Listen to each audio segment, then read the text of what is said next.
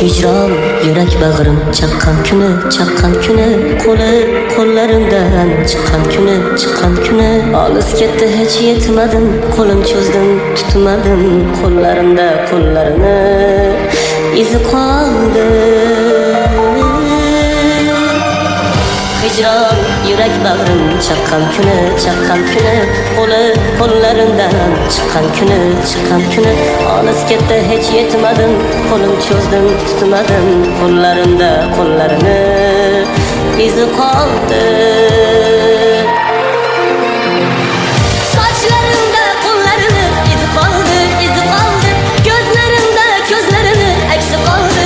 qoldi mendan o'tgan ayblarim nima hayotimdan u jimgina chiqib ketdi hech bilmadim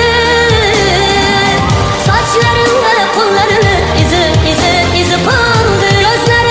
ko'zlarini aksi qoldi mendan o'tgan ayblarim nima hayotimdan u jimgina chiqib ketdi hech bilmadim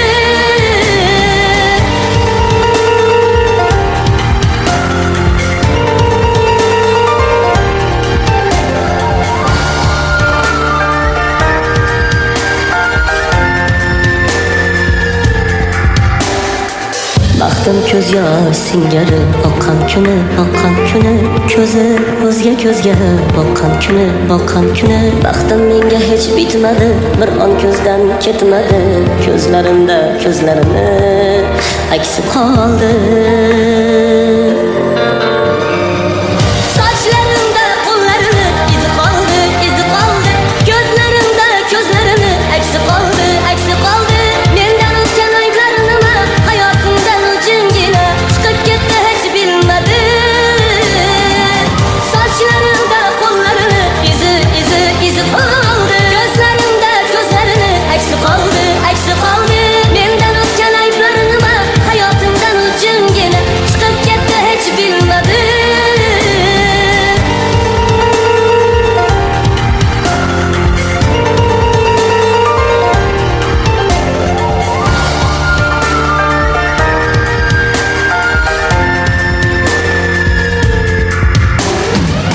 qo'llar qoldi u tomon talpinib qaytgil deb ming bor yolvordim o'tinib aksi qolgan ko'zimdan sochib yoshimni usiz qorlar bosdi qora sochimni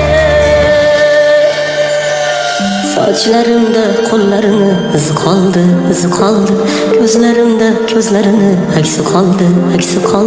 mendan o'tgan ayblar nima hayotimdan u jimgina chiqib ketdi hech bilmadim